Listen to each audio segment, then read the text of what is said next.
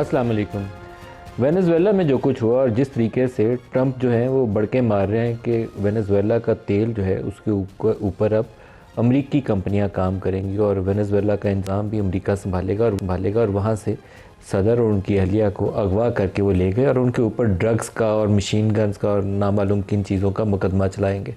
तो ये एक बैनुल-अक़वामी सतह के ऊपर वो जो बदमाशी या धौंस वाला मामला होता है ना, वो खुलकर सामने आ गया। एक इंटरनेशनल जो ऑर्डर था रूल बेस्ड, उसका तो बेड़ा गर्क हो गया, लेकिन इसने कुछ ऐसे सवालात को जन्म दिया है जिनका आने वाले हफ्तों, महीनों और सालों के अंदर हमारे सामने जवाब आएगा और दुनिया क्या रुख इख्तियार करेगी, शायद ये जवाबात वो भी तय कर देंगे।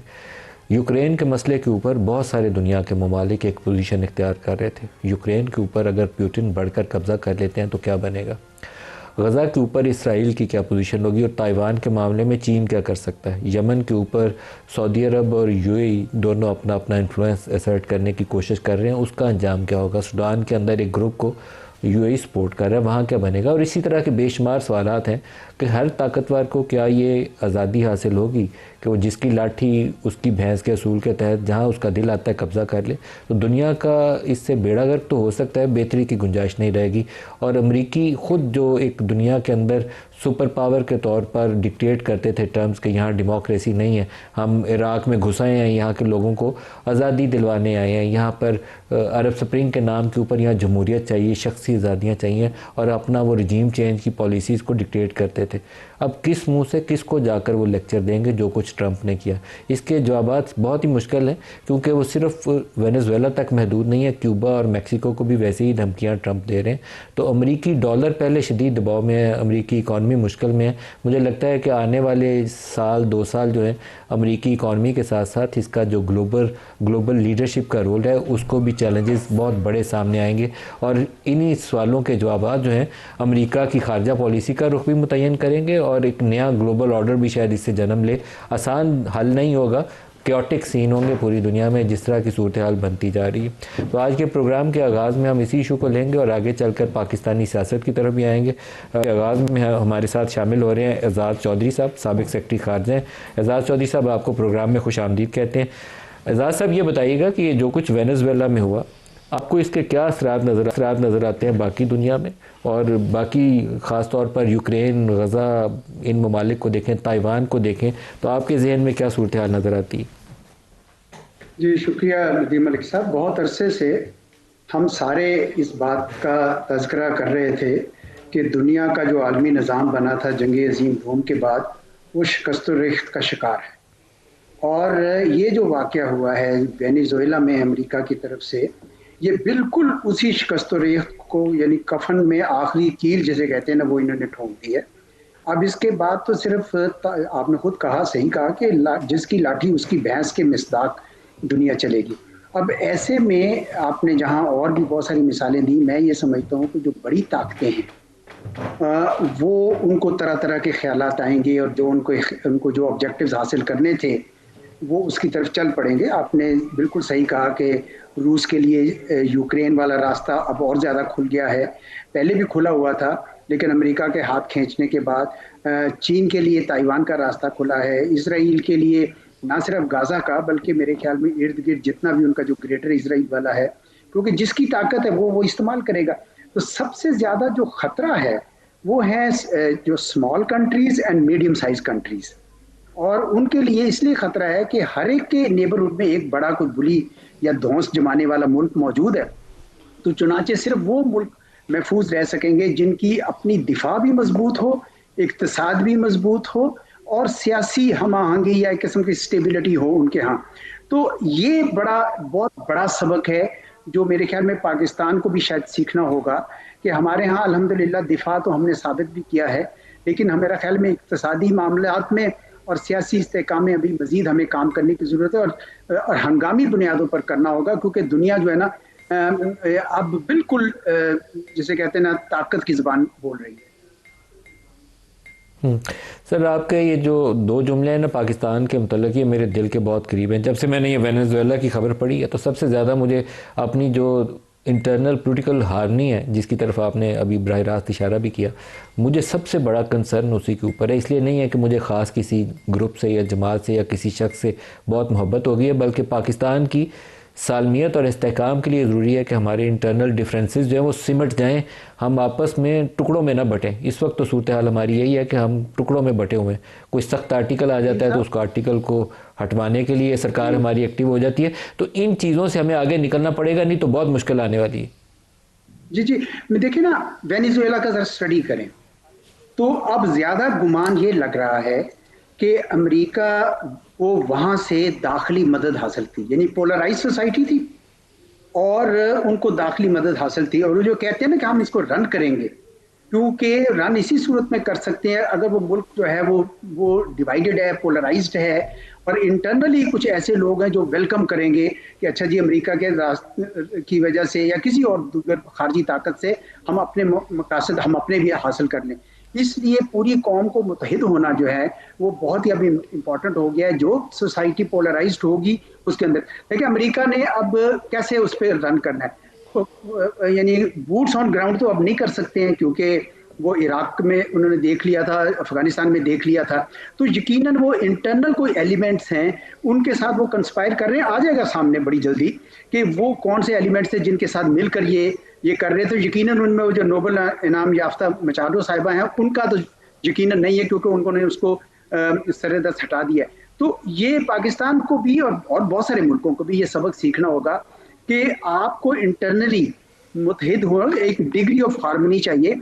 भारत को भी आपको याद होगा कि जब उसने हम पे हमला किया तो हमने यक कौम इकट्ठे होकर खड़े किया, और उसके बाद वो हाइब्रिड पे उतर आया।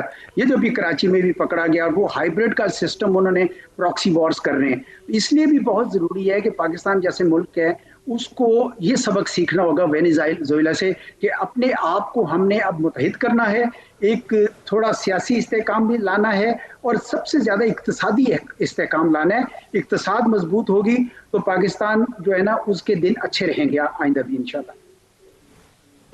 खालिद चिश्ती साहब भी हमारे साथ शामिल हो रहे हैं। खालिद चिश्ती साहब, एजाज साहब ने बहुत खूबसूरत तरीके से वेनेजुएला की जो आउटकम है उसका एक तजिया दिया, और उसमें पाकिस्तान के कॉन्टेक्स्ट में अगर बात करें तो उन्होंने कहा कि इंटरनल पोलिटिकल हार्मनी, और दूसरा जिस चीज़ से हमें बचना है वो इंटरनल पोलिटिकल हार्मनी तो हमें चाहिए, लेकिन जिस चीज़ से बचना है वो पोलराइज सोसाइटी है। तो आप बताइए कि हमें क्या चैलेंजेस हमारे सामने आ सकते हैं और किस तरीके से हमें आगे बढ़ना चाहिए। बहुत शुक्रिया मलिक साहब, आपने इनवाइट किया है, और मैं बिल्कुल मलिक साहब एग्री करता हूँ एम्बेसडर एजाज से कि उन्होंने बिल्कुल सही मैं उनको सुन रहा था। और बिल्कुल मेरा भी मानना यही है कि जिधर भी दुनिया में इस तरह की पेनिट्रेशन होती है सोसाइटीज में, मिलिट्री हो, पॉलिटिकल हो, किसी और तरीके की हो, वो होती ही उस वक्त है जब एक क्रैक्स देखते हैं सोसाइटी के अंदर, डिसहार्मनी देखते हैं, एक एलिमेंट ऑफ हेल्पलेसनेस या डिप्रिविएशन ऑफ राइट्स, अपॉर्चुनिटीज, ग्रोथ, जब इस तरह की चीजें देखी हैं, सेंस ऑफ पार्टिसिपेशन जब ना हो तो फिर कौमें डिवाइड होती हैं, और उनके लिए बहुत आसान हो जाता है इस तरह के मुल्कों के लिए पेनिट्रेट करना। आप देखिए कि इतना माइटी मुल्क है, इतनी ज्यादा उसकी रिसोर्सेज हैं, दुनिया का सबसे अनटैप्ड ऑयल उसके पास है, मिनरल्स उसके पास हैं, लेकिन अपने एनुअल सिर्फ और सिर्फ 0.12% एक्सट्रैक्ट करता है ऑयल। यानी इतना रिसोर्सेज के बावजूद अपने लोगों पर नहीं खर्च कर पा रहा, क्योंकि डिसहार्मनी है, इंस्टेबिलिटी है, लैक ऑफ सपोर्ट है, लैक ऑफ इन्वेस्टमेंट और फॉरेन फंडिंग है। ये करके अगर आप हिसाब लगाएं 0.12 से, तो ये 2525 साल लगेंगे इस मुल्क को सारा ऑयल एक्सट्रैक्ट करने में। यानी 2500 साल अगर ये मुल्क इस रेट पर लगा रहे तो तब जाके ये अपने फायदा उठा सकता है। जिसका क्या मतलब है कि इतनी अपॉर्चुनिटी, इतने रिसोर्सेज होने के बावजूद आपका मुल्क अपने लोगों को बेनिफिट नहीं पहुंचा रहा। और उसी वजह से जो एजाज चौधरी साहब कह रहे थे कि वो डिसहार्मनी है, डिस्कनेक्ट है, डिवीजन है, पोलराइजेशन है, तो I think first and foremost हमें मुल्क में भी ऐसे ही चाहिए। आपने बिल्कुल मिस्टर एजाज ने भी अभी रेफर किया कि मई में कैसी कौम यूनाइटेड हो गई, पूरा मुल्क था एग्रेशन, नेशनलिज्म वापस आ गया, पोलराइजेशन माइनस हो गई और हार्मनी क्रिएट हो गई। लेकिन उस वक्त भी मैंने जून में आपके प्रोग्राम में कहा था कि all participants, all stakeholders should add value to the victory. जिसका मतलब ये है कि विक्ट्री लेना एक चीज होती है, उसमें वैल्यू ऐड करना और कंसिस्टेंटली उसको कंटिन्यूएशन में कन्वर्ट करना एक और चीज होती है। तो अगर कौम फिर फॉल अपार्ट हो जाए किसी वजह से भी, चाहे फॉल्स स्लोगन है चाहे ट्रू स्लोगन है, वो अपॉर्चुनिटी सिर्फ और सिर्फ आपके दुश्मनों को देती है। और इस तरह के वाकयात ऐसे मुल्कों में करना बहुत आसान होता है जिसमें मिलिट्री डिवाइडेड हो, लोग डिवाइडेड हो, लोगों की विल कम कर दी जाए। ये अभी जो उन्होंने जो प्रेसिडेंट दिखाया वेनेजुएला का हथकड़ियों की तरह, उन्होंने दो मैसेज दिए। एक, उन्होंने अपनी माइट दिखाई है अमेरिका ने, और अब दूसरे लोगों को बताया, मैसेज दिया कि अब अगर हमारे खिलाफ कोई खड़ा होगा, चाहे वो वाइस प्रेसिडेंट हो, चाहे वो उनकी अपोजिशन लीडर मारिया हो, कोई भी हो, हम उसके साथ ये हशर करते हैं। जिसका मतलब ये है कि क्योंकि कौम मुत्तहिद नहीं है। सबसे ज्यादा जो मुजाहरे मैं देख रहा हूँ वो तो दुनिया भर में हो रहा है, वेनेजुएला में तो मुझे तो मिक्स रिएक्शन लग रहा है। तो ये इटसेल्फ साबित करती है उस बात को कि अगर कौम यूनाइटेड नहीं है अपनी लीडरशिप में, लीडरशिप जैसी भी हो, वो तो अलग एक डिबेट है। अनफॉर्चुनेटली ऐसे मुल्क फिर विक्टिम बनते हैं, जो कि एक मिसाल हमारे सामने है। अच्छा एजाज साहब, एक मेरे बहुत दिल के करीब टॉपिक था कि पाकिस्तान को, सऊदी अरब को, टर्की और चाइना को आपस में डिफेंस पैक्ट करना चाहिए। पाकिस्तान और सऊदी अरब का तो हो गया, म्यूचुअल डिफेंस एग्रीमेंट हो गया, लेकिन मुझे लगता है कि ये जो दुनिया जिस रुख पे चल पड़ी है, तो हमें पाकिस्तान, टर्की, सऊदी अरब और चाइना, इनको बहुत तेज़ी से आगे बढ़ना पड़ेगा। ट्रंप की धमकी सिर्फ लैटिन अमेरिकन कंट्रीज़ तक महदूद नहीं है, बल्कि ईरान को डायरेक्ट वो चैलेंज कर रहे हैं कि अगर ये जो प्रोटेस्टर्स हैं किसी को गोली मारी तो हम वो लॉक्ड एंड लोडेड हैं, बिल्कुल आएंगे और उड़ा के रख देंगे। तो हमारे लिए चैलेंजेस ज़्यादा दूर है नहीं है, बस गलत फहमी तो हो सकती है कि ट्रंप हमें मिलता है तो वाइट हाउस हमें बुलाता है तो हमारे ताल्लुकात अच्छे हैं। हमें तैयारी पकड़नी चाहिए अभी से। जी पकड़नी चाहिए। मैं इससे पहले एक तरह और कमेंट दे दूं। एक और जो बहुत बड़ी कैजुअलिटी हुई है इस सारे वाक़े से वेनेजुएला के, वो है कि ये जितनी वैल्यूज है ना, डेमोक्रेसी और ह्यूमन राइट्स और ये भी सब अब वो इसलिए ख़त्म हुई हैं कि आप यूरोप का रिएक्शन देखिए, सवाए फ्रांस के बाकी सब के सब बिल्कुल एक किस्म की खामोशी सी तानी हुए हुए हैं कि जी वी आर एस्टैब्लिशिंग फैक्ट्स और ये वो। इसी तरीके से भारत, अभी मुझे नहीं पता, अभी शायद रिएक्शन आ गया हो, मैंने देखा कि वो भी शायद नहीं रिएक्शन दे रहे। अब इसका क्या मतलब है? इसका मतलब यह है कि रियल पॉलिटिक्स चल रही है इस वक्त, यानी ये जो वैल्यूज जिसकी बुनियाद पर हम पे यानी एक किस्म की हुकूमत करने की कोशिश करता था मगरब, वो अब नहीं रहा। अब ये दोबारा न्यू कॉलोनिज्म है या इंपीरियलिज्म कह लें, या जो भी उस किस्म का दौर आ रहा है। और ये सिर्फ मगरब वाले नहीं करेंगे, क्योंकि उन्होंने तो अपना एरियाज बांट लिए हैं ना। उन्होंने कहा जी वेस्टर्न हेमिस्फीयर हमारा है, इधर शी का एरिया है, यानी चीन का एरिया है जो ईस्ट एशिया है, साउथ ईस्ट एशिया, और यूरोप जो है वो खुद रशिया से निबड़े। तो ये हमारे लिए काफ़ी मेरे ख्याल में इम्पॉर्टेंट है कि अब हम उन चीज़ों पे ना करें, और इसके लिए रियल पॉलिटिक्स में रहते हुए आपको अलाइंसेस बनाने पड़ेंगे। And that's where I agree with you कि आपका जिस तरह सऊदी अरब के साथ है, तुर्की आपका यानी अच्छा जाना माना दोस्त है। चीन के साथ मेरे ख्याल में इस वक्त ज़रा ज़्यादा मेहनत करने की ज़रूरत है, क्योंकि पाकिस्तान के अमेरिका के साथ ताल्लुकात इस वक्त गर्मजोशी की फेज़ में है, जो बदल भी सकते हैं। तो चीन को अलबत्ता कोई इस बात का नहीं हुआ। मुझे बड़ी खुशी हुई है कि हमारे डिप्टी प्राइम मिनिस्टर साहब चीन गए हैं और बड़ा अच्छा दौरा हुआ है, और ये पूरा साल वो 75 ईयर्स की डिप्लोमेटिक रिलेशंस को मनाने में गुजरेगा। मेरे ख्याल में this is a great thing that we are doing. हमें चीन के साथ पूरी तरह करना चाहिए। अगर इस किस्म का कोई और डिफेंस एग्रीमेंट बनता है लाइक माइंडेड मुल्क के साथ, तो वो करना चाहिए। ईरान में अगर कोई गड़बड़ करते हैं ये तो मेरे ख्याल में वो उसकी बड़ी इम्प्लीकेशंस होंगी, पूरे खित्ते के लिए भी होगी, और हमसाए होने के अलावा हम पे ही होंगे। कुछ इस वक्त जरूरत इस बात की है मालिक साहब, मुझे उम्मीद है कि शायद कर रहे होंगे, हमें वॉर गेमिंग करनी होगी, मुख्तलिफ सिनेरियो स्केच करने होंगे, जो हमारे पॉलिसी मेकर्स हैं वहाँ पे बैठ के या थिंक टैंक्स की मदद लें और वॉर गेमिंग करें कि अगर ये हो तो क्या होगा, अगर ये हो तो क्या होगा। और भारत के रवैये पे भी बड़ा इस वक्त हमें गौर करना चाहिए, देखना चाहिए, क्योंकि जो सबक इस वक्त चीन और रूस इससे ले रहे हैं वो भारत भी तो ले रहा होगा ना, उनको भी कुछ आइडियाज आ रहे होंगे। तो इसलिए वॉर गेमिंग जो है इस वक्त हमें ये सारे सिनेरियोज के मतलब करनी चाहिए, ताकि हमारी तैयारी जो है ना मुकम्मल। बिल्कुल सही है। एजाज़ अहमद चौधरी साहब, साबिक सेक्रेटरी खारजा, बहुत शुक्रिया आपने हमें ज्वाइन। शाहनवाज रांझा साहब इस्लामाबाद स्टूडियोज़ में हमें ज्वाइन कर चुके हैं। इसके अलावा शौकत यूसुफ़ी साहब PTI से और इमरान इस्माइल साहब साबिक गवर्नर, सब हमारे साथ हैं। सबको खुशामदीद कहते हैं प्रोग्राम में। रांझा साहब, पहले इसी गुफ्तगू को कंटिन्यू कर लेते हैं। जो कुछ वेनेजुएला में हुआ उसके फॉलोआउट में दुनिया सारी में नई डेवलपमेंट्स होनी है। अब ये पुराने वाली दुनिया रह नहीं गई। जैसे 9/11 के बाद की दुनिया पहले वाली दुनिया से बिल्कुल मुख्तलिफ दुनिया ने जन्म लिया। अभी जो कुछ हो रहा है वेनेजुएला में हो रहा है, गज़ा में हो रहा है, यूक्रेन का क्या आउटकम होगा, इससे भी एक दुनिया का रुख नया बदलना है। हमें अपनी तैयारी पकड़नी चाहिए। उन्होंने कहा वॉर गेमिंग करें, मेरे ख्याल में अच्छी ऑप्शन यही है कि वॉर गेमिंग करें, तैयारी पकड़ें, मुख्तलिफ सिनारियोज बिल्ड करें और काम करें। देखिए अभी बड़ी उन्होंने जो फॉर्मर हमारे फॉरेन सेक्रेटरी थे, उन्होंने बड़ी मीनिंगफुल डिस्कशन की है, और उसके बीच में जो उन्होंने एक सबसे बड़ी अहम बात की वो ये की है कि दो फैक्टर्स होते हैं, और उनमें से एक फैक्टर्स हमारी जो डिफेंस पोजीशन है, हमारी स्ट्रेंथ है, वो क्या होगी, और अल्हम्दुलिल्लाह जो भी रिसेंट हमारा पाक इंडिया कॉन्फ्लिक्ट हुआ है उसमें जिस तरह हमारा फोर्सेस ने, हमारी टेक्नोलॉजी ने, हमारे एयर फोर्स ने, ग्राउंड फोर्सेस ने जिस तरह से रिएक्ट किया है और जो टारगेट्स अचीव करने थे वो अचीव भी किए, उसका हमें एक इस प्रेजेंट सिचुएशन में बहुत बड़ा बेनिफिट आएगा। बिकॉज अगर कोई हमें देखेगा कि ये कमज़ोर मुल्क हैं तो वो अब फैक्टर जो है वो रूल आउट हो गया।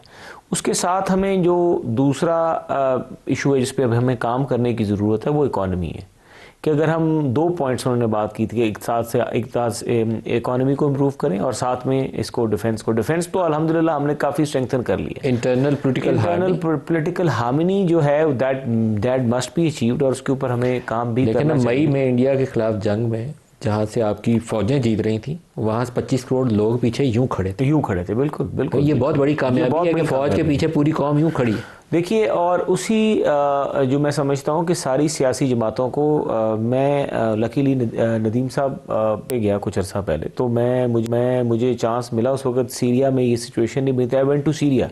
उस वक्त सीरिया में Russian forces troops on ground आ चुके थे and I was surprise too when I was discussing it वहाँ पे लोगों के साथ कि ये ट्रूप्स आए हुए हैं यहाँ पे, तो क्या आपकी अपनी आर्मी की क्या सिचुएशन है, और जो ये आया था वहाँ पे अरब स्प्रिंग, उसके बाद ये सारी चेंजेस क्या हुई।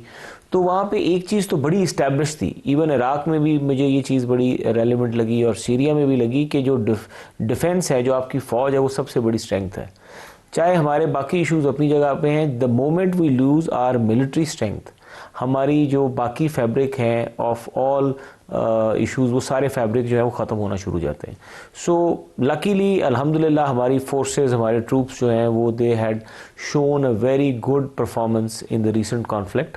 और उस कॉन्फ्लिक्ट में उसके बाद अब हमारे पास जो हमें जो आपने पॉलिटिकल हार्मनी की बात की, we need to work on it, हमें उस पर काम करना चाहिए। तमाम पॉलिटिकल जमातों को बैठ के एक मिसाक करना चाहिए तमाम, या हम कोई एक अकॉर्ड करें जिस पे हम आपस में बैठ के डिसाइड करें कि हमने जो वे फॉरवर्ड है वो क्या करना है। शौकत यूजर्स, ये सब जो रूल्स ऑफ द गेम तय करना ज़रूरी होते हैं। कभी भी पीटीआई पीएमएलएन नहीं बन सकती, पीएमएलएन कभी पीपल्स पार्टी नहीं बनेगी और पीपल्स पार्टी आप दोनों जमातें नहीं बनना पसंद करेगी। तो बुनियादी तौर पर आप लोगों ने अपनी आइडेंटिटी बरकरार रखनी है, अपनी आइडियोलॉजी, अपना नज़रिया लेके चलना है।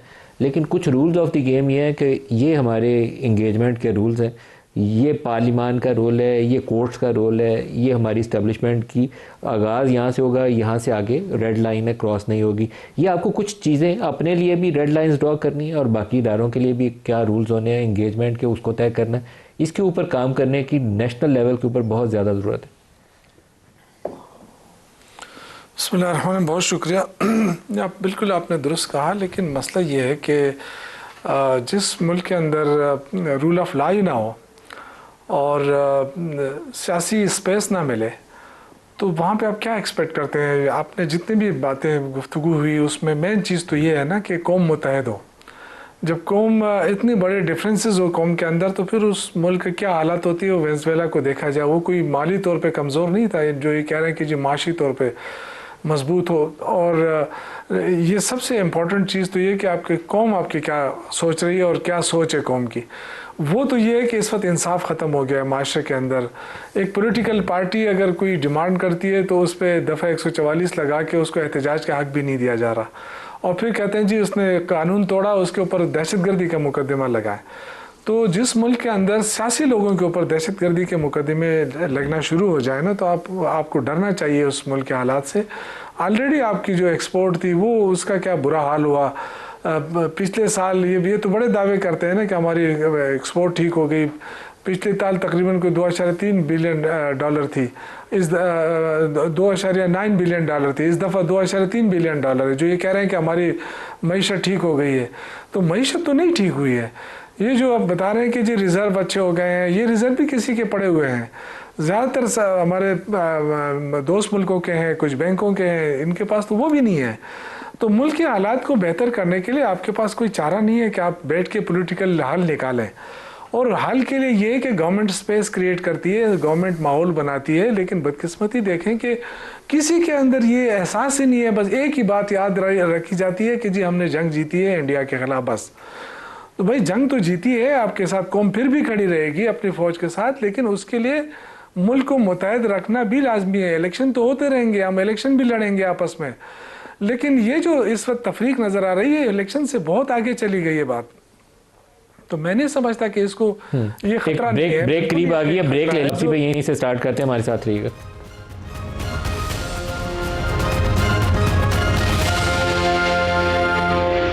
Welcome back.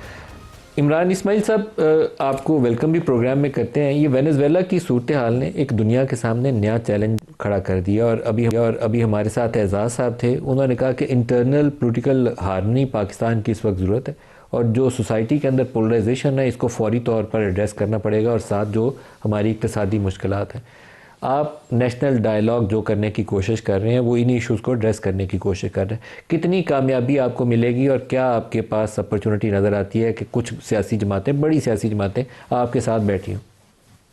नदीम साहब, ये कोई शॉर्टकट इसमें नहीं है, लंबा सफ़र है, तलखियाँ बहुत ज़्यादा हैं, टेम्परेचर्स बहुत हाई हैं। पीटीआई ने जब हम हुकूमत में थे उस वक्त भी और उससे पहले भी अपनी सारी कैंपेन ज़ाहिर है कि अपोजिशन जमातों के ख़िलाफ़ भी बिल्ड की जाती है, और उसके बाद भी जो हमारा वतीरा रहा कि किसी से मिलना नहीं, किसी से हाथ नहीं मिलाना, किसी को बुलाना नहीं, तो वो एक पॉलिसी पीटीआई की सख्त पॉलिसी थी जिसका नुकसान भी पीटीआई ने उठाया है। अब हम जब कोशिश कर रहे हैं कि तमाम जमातें बैठ जाएं, तो मैं समझ रहा हूँ कि हुकूमत वक्त ने, यानी PMLN की गवर्नमेंट ने बड़ा दिल दिखाया है इसमें, और उन्होंने न सिर्फ साथ बैठने का इरादा किया है बल्कि उन्होंने हमारी सपोर्ट भी इस कोशिश को करने की उन्होंने कहा है कि जी वज़ीर आज़म से भी बात करके वो इस कोशिश को सपोर्ट भी करेंगे, और करते हैं, यानी वो दिल से इस बात को तस्लीम करते हैं कि इस वक्त टेम्परेचर डाउन करने की ज़रूरत है, पॉलिटिकल स्टेबिलिटी की ज़रूरत है, पाकिस्तान को आगे ले जाने के लिए सारी चीज़ों की हमें ज़रूरत है। पीपल्स पार्टी से भी पॉजिटिव वाइब्स आई हैं, MKM ने भी पॉजिटिव इसको लिया है, JUI से भी हमारी बात हो गई है, वो भी बड़ा पॉजिटिवली इसके अंदर पार्टिसिपेट करेंगे इंशाल्लाह, और जमात इस्लामी भी हमारे साथ इसमें पार्टिसिपेट करेगी। PTI की तरफ से अब तक कोई पॉजिटिव रिस्पांस हमें नहीं मिला है। हालांकि मैं इस बात पे हैरान हूं कि कोई भी शख्स अगर किसी भी सूरत या ग्रुप अगर वो कोशिश करता है कि पॉलिटिकल प्रिजनर्स की रिहाई हो जाए बशमूल इमरान खान के, और वो टेम्परेचर्स नीचे लाएं, बातचीत के जरिए मसाइल को हल करने की कोशिश करें, उसमें PTI को क्या एतराज़ हो सकता है? बहरहाल ये उनका अपना फैसला है। अभी तक हमें कोई ऑफिशियली कम्युनिकेट तो नहीं हुआ, लेकिन अभी तक हमें उम्मीद है कि इंशाल्लाह वो कोई रिकंसिडर करेंगे अपने फैसले को। बाहर से हमने ये सुना है कि PTI ने फैसला किया है कि वो इस कॉन्फ्रेंस में पार्टिसिपेट नहीं करेगी। इमरान साहब, आपने इस्टेब्लिशमेंट को इंगेज किया इस मामले में, क्योंकि एक बड़ा स्टेक होल्डर के तौर पर इस्टेब्लिशमेंट को भी अपना वज़न एक पलड़े में डालना है, फिर फैसला साजी में आसानी पैदा होगी। नदीम साहब, बगैर इस्टेब्लिशमेंट के तो ये बात आगे चलेगी ही नहीं। बगैर इस्टेब्लिशमेंट क्या, मैं समझता हूँ कि इसके 3 मेन महरक़ात हैं इस बात को आगे चलाने के लिए। इस्टेब्लिशमेंट, हुकूमत वक्त और PTI। अगर तीनों में से कोई एक भी पीछे हट गया और उसने इनकार कर दिया कि मैं नहीं बैठना चाहता इस टेबल पे, या मैं मुज़ाकरात की टेबल पे नहीं आना चाहता, या टेम्परेचर डाउन करना जो है वो मेरे लिए नहीं है, मफाद में नहीं है, हम तो नहीं करेंगे।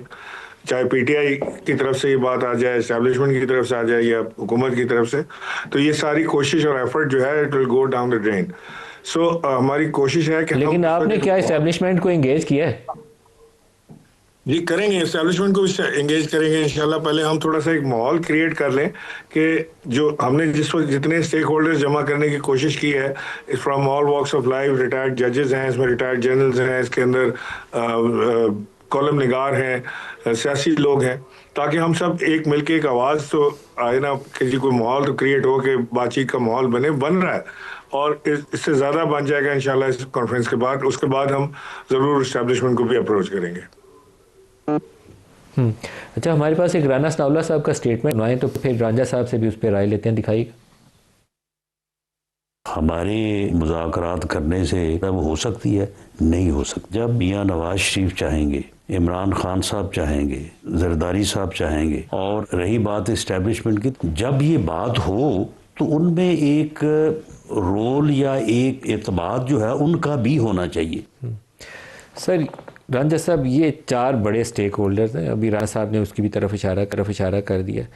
एट बेस्ट आप 5वां जुडिशरी को शामिल करना चाहें तो कर लें, नहीं तो ये 4 इनफ है, इस्टेब्लिशमेंट, नवाज शरीफ, जरदारी और इमरान खान। आप 4 बैठें तो हल निकल आता है, और हल निकालना आप लोगों की जिम्मेदारी है। देखिए बिल्कुल जो राना साहब ने बात की ये अहम है, और इस सारी बात के लिए सबसे अहम बात यह है कि तीनों पॉलिटिकल लीडर्स का चौथी इस्टेब्लिशमेंट को बिठाने से पहले इनको 9 मई की माफ़ी मांगनी पड़ेगी, क्योंकि मुझे पता है, जो मेरा अपना अंदाज़ा है कि रुकावट वहाँ पे आ जाती है कि जब ये 9 मई को चैरिश कर रहे होते हैं कि अंदर से इस्टेब्लिशमेंट के लिए भी ये प्रॉब्लम खड़ा होना शुरू हो जाती है कि वो क्या इनके साथ बात करे कि वो एडमिशन ही नहीं कर रहे। मिसाल है कि 2 बंदों की लड़ाई हुई है, एक ज़ख्मी हो गया है, और जिसने ज़ख्मी किया है वो सुलह के लिए जाता है तो वो कहता है कि मैंने माफ़ी नहीं मांगनी, या मैंने जो तुम्हारा नुकसान हुआ उसकी मैंने जुर्माना नहीं अदा करना, लेकिन मेरे साथ बातचीत करो। ये एक नेचुरल सी बात है कि जब आप चारों बैठेंगे ना तो फिर वो ट्रूथ एंड रिकन्सिलिएशन के लिए खुद से मैदान और ग्राउंड हमवार हो जाती है। आप आगे बढ़ने का रास्ता खुद ही निकाल लेंगे। चारों बैठे तो सही, पहले आगे बढ़ने की इंटेंट तो मैंने चौथे के लिए आपको एक बड़ी अहम पॉइंट की बात की, उसके अंदर आ जाएगा ना ट्रूथ एंड रिकन्सिलिएशन आ जाएगी। ट्रूथ एंड रिकन्सिलिएशन में जब तक ये एक टेम्परामेंट, दूसरा इनका सोशल मीडिया जो कि अनलीश हुआ हुआ है, और जो इनकी ना इनको शौकत साहब को भी शायद वो अगर ये बात कर दे ना भी कोई थोड़ी सी बैलेंस्ड, तो वो इनका जो सोशल मीडिया हो सकता है शौकत साहब को भी रगड़ दे। मिसाल दे रहा हूँ। इसी तरह जो इनके लोग ज़रा रैशनल वाली बात करते हैं, चीज़ों को सुलझाने वाली बात करते हैं, सोशल मीडिया अनलीश होता है रोड आकर। ये बात सही है। इनको सोशल मीडिया को कंट्रोल करना पड़ेगा, और उसके बाद इनको ये वाली बात कि जो 9 मई वाला वाक़या है उसके ऊपर इनको थोड़ा सा पॉलिटिक बिहेवियर अडॉप्ट करना पड़ेगा। तब उसके बाद बाकी 3 स्टेक होल्डर्स के लिए भी आसान होगा कि वो ट्रूथ एंड रिकन्सिलिएशन को आगे लेके चलें। शौकत साहब, आप इसके ऊपर राय देंगे? देखें, मेरे ख्याल ये है ना कि इमरान इस्माइल साहब मौजूद हैं, ये 9 मई बार बार ये कर रहे हैं ना, और इस पर ये अभी तक अपने इक़्तिदार को चलाते रहे हैं। असल चीज़ जो थी, जो हम शुरू से मुतालबा करते रहे कि जी आप कमीशन बना लें और फिक्स कर दें, नहीं किया इन्होंने। अगर देखें इस तरह अगर प्रेशर में लाना होता है इमरान खान को तो वो प्रेशर में आ जाता है। इन्होंने क्या कुछ नहीं किया उस पर, कब से पाबंदी लगाई है, कब से उसको आइसोलेशन में रखा है, कब से इस तरह की। तो राना सनाउल्लाह साहब ने भी मान लिया है ना कि वो जो उन्होंने जो जेल काटी है वो सही जेल काट रहे हैं। तो एक बंदा है जो बिल्कुल उसको फ़र्क ही नहीं पड़ रहा है अल्हम्दुलिल्लाह, तो आप उसके साथ बैठकर ही बात कर सकते हैं। जिस तरह आपने भी कहा, सब के कह रहे हैं कि बैठकर ही बात निकल सकती है, लेकिन ये इनका वतीरा क्या है, ये कहते हैं प्रेशर डालो, दबाव डालो, वर्करों को मारो, जाली मुकदमात बनाओ। तो इससे तो अब आपका क्या मईशत को कहाँ पहुँचा दिया आपने, सियासत को कहाँ पहुँचा दिया, मुल्क को इस वक्त कहाँ पहुँचा दिया है। हम दावे तो बड़े कर रहे हैं कि जी बहुत हमने बहुत कुछ कमा लिया, लेकिन रिसेंटली जो अभी फिगर आई है 19.2 बिलियन डॉलर के आपके तजारती खसारा आ गया, ये कहाँ से पूरा होगा। और जो आपकी जो शार्टफॉल आई है उसके अंदर रेवेन्यू के अंदर, वो कहाँ से पूरा होगा। ये आए दिन हम सुन रहे हैं कि जब इक्तिसादी कमेटियाँ बदलेंगी, सिस्टम बदलेगा इनका। ये इतने तजुर्बे करने के बजाय आप बेहतर ये है कि अपने जो ईगो एक तरफ रखे, मुल्क के मफाद को देखकर स्पेस दें पार्टी को। इतनी पॉपुलर बड़ी पार्टी, आप उसको स्पेस ही नहीं दे रहे हैं, और आप कहते हैं मुज़ाकरात क्यों नहीं कर रहे हैं हमारे साथ, क्यों नहीं बैठ रहे हैं। ये इसलिए नहीं बैठ रहे हैं कि आप लोग स्पेस नहीं दे रहे हैं। आप पॉलिटिकल बात करें, सियासी तौर पे बात करें तो चीज़ें आगे बढ़ेंगी। इमरान खान को जब तक आप इजाज़त नहीं देंगे मुलाकात की, मेरा नहीं ख्याल है कोई फैसला कर सके। जितने भी लोग यहाँ बैठे हुए हैं बाहर, मैं आपको सच बता रहा हूँ, वो कोई भी आप फैसला करने के इस मूड में नहीं है, ना वो कर सकता है अपने तौर पर, जब तक इमरान खान से बात ना हो। तो बेहतर ये है कि हुकूमत जो है वो चीज़ों को देखे। आज तक 3 साल हो गए, 1 रुपये का रिलीफ आवाम को नहीं मिल रहा है। आप आवाम से पूछे ना, 22% पे बेरोज़गारी पहुँच गई है। हमारे दौर में 6% थी, कितनी चीखें मारी जा रही थी, 12% महंगाई थी, रोज़ लॉन्ग मार्च और ट्रेन मार्च और धरने की बातें होती थी। तो आज ये कि इतना स्पेस नहीं है कि अगर आज हम ऐलान करें कि जी पुरअमन एहतजाज तो दफ़ा 144, तो इस तरह निज़ाम नहीं चलता जी, ये ना इस तरह सिस्टम चलता है। इनको ये सोचना पड़ेगा। इमरान साहब करने पड़ेंगे। इमरान इस्माइल साहब, आप लोगों को एक कुछ जो पॉइंट्स है ना, कुछ नुकात, वो ट्रूथ एंड रिकन्सिलिएशन के लिए चार्ट आउट करने चाहिए। 5-6 नुकात लिखें कि ये हमारा एक एजेंडा होगा नेशनल ट्रूथ एंड रिकन्सिलिएशन के हवाले से। उसमें 9 मई भी डालना है, मतलब पुराना भी डालना है, तो storming of the supreme court PMLN वालों ने की थी, वो भी डालने अंदर बैलेंस आउट करने के लिए। जो हुकूमतों को गिराने बनाने में आपका इस्टेब्लिशमेंट के ऊपर सवालात आते हैं सियासी जमातों के, वो भी डालने अंदर। तो बैठ के डालें और तब आगे बढ़ने के लिए रास्ता खुल जाएगा, तो आप आगे चलना शुरू हो जाए। नदीम साहब, बिल्कुल सही आपने कहा कि कोई हम कोशिश कर रहे हैं कि कोई एक डिक्लेरेशन भी इसमें बना लें जिसमें सब इत्तेफाक करें और उसी डिक्लेरेशन के तहत हम आगे बढ़ने की कोशिश भी करें। पॉइंट्स भी आपने बड़े अच्छे दिए। मैं शौकत साहब की बात को इंडोर्स करते हुए आपसे ये कहना चाहता हूँ कि इस वक्त एक एक्स्ट्रा ऑर्डिनरी हालात से और पीटीआई गुजर रही है। कोई मामूल के हालात नहीं है पीटीआई के लिए इस वक्त पाकिस्तान में सियासत करना है कोई चीज़। इनके झंडे के नीचे जलसा नहीं हो सकता। पीटीआई को इलेक्शन कमीशन एक्सेप्ट नहीं करती। इलेक्शन लड़ने के लिए इनके पास इंतखाबी निशान नहीं है। इनकी पूरी लीडरशिप इस वक्त जेल में है और एक बहुत सख्त हालात से गुजर रहे हैं। सो इस एक्स्ट्राऑर्डिनरी हालात में फैसले भी एक्स्ट्राऑर्डिनरी करने पड़ेंगे। इमरान खान से मुलाकात होनी चाहिए, बिल्कुल होनी चाहिए। सब कहते हैं, सब मानते हैं इस चीज़ को कि इमरान खान से मुलाकात होनी चाहिए और इमरान खान ही इस फैसला कर सकते हैं। ये बात भी ठीक है। मेरा ये ख्याल है, मानना है, इमरान खान फैसला कर चुके हैं। इमरान खान ने अचकज़ई साहब को और मौलाना अब्बास साहब को ये इख्तियार दिया है कि वो अगर बातचीत करना चाहते हैं तो बातचीत करें। तो अब उन्होंने पीटीआई की टीम के साथ बैठ के फैसला करना है। मैं पीटीआई के तमाम दोस्तों को जो शायद इस प्रोग्राम को देख रहे हों या शौकत भाई इस बात को पहुंचा दें, आज मैंने आपकी पूरी लीडरशिप को कॉल की है। मेरी अचकज़ई साहब से भी बात हुई, मेरी दीगर लीडरों से भी बात हुई आपके, और मैंने उनसे बड़ी रिक्वेस्ट की है कि वो अपने इस डिसीजन को रिकंसिडर करें, क्योंकि ये एक प्लेटफॉर्म मौजूद है जिससे पीटीआई भरपूर फ़ायदा उठा सकती है और उठाना चाहिए। आप आए, अपनी बात रखें। हम ये नहीं कह रहे कि आप हमारी बात पे चलें। आपने जो बात करनी है आप अपनी बात रखें। कौन सा मौका आपके पास है कि जिसमें आप पीपल्स पार्टी, पीएमएलएन और सारे जमात, जब आपने अचकज़ई साहब को कॉल की तो उन्होंने आपको क्या जवाब दिया? अचकज़ई साहब ने मुझसे माजरत की जी। उन्होंने कहा कि जी हमारा जो कोई इरादा नहीं है, क्योंकि हम एक कॉन्फ्रेंस कर चुके हैं और एक कॉन्फ्रेंस के ऊपर दूसरी कॉन्फ्रेंस का हमारा इरादा नहीं है, और उन्होंने अपने तहफ़्फ़ुज़ात का भी इज़हार किया। मैंने उनके तहफ़्फ़ुज़ात दूर करने की कोशिश की और उम्मीद है कि कुछ मैं समझा पाया हूँगा उनको अपनी बात को, क्योंकि वो एक इंतहाई। पीटीआई में आपने किस किस को कॉल की? क्या बैरिस्टर गौहर से बात हुई आपकी? मैंने पीटीआई के बहुत सारे दोस्तों को कॉल किया जी, और सबके नाम लेना मुनासिब नहीं है, शायद लोग परेशान भी होते हैं, लेकिन जो पीटीआई की टॉप लीडरशिप को मैंने कॉल की और मेरी बात भी हुई, और उसमें बहुत सारे लोगों ने ये बात की कि जी जैसे हम कोशिश करते हैं पार्टी से बात करने की, और अगर कोई पॉजिटिव रिस्पांस आता है, अदरवाइज उन्होंने ये कहा कि जी आप अपनी कोशिश जारी रखें, you are doing a good job, और शायद इसमें बहुत सारा काम ऐसा है जो हम नहीं कर पाएंगे, आप कर लेंगे। मिसाल के तौर पर वो एस्टेब्लिशमेंट से रब्ता पीटीआई इस वक्त करने को तैयार नहीं है, ना कर सकती है, हम कर सकते हैं।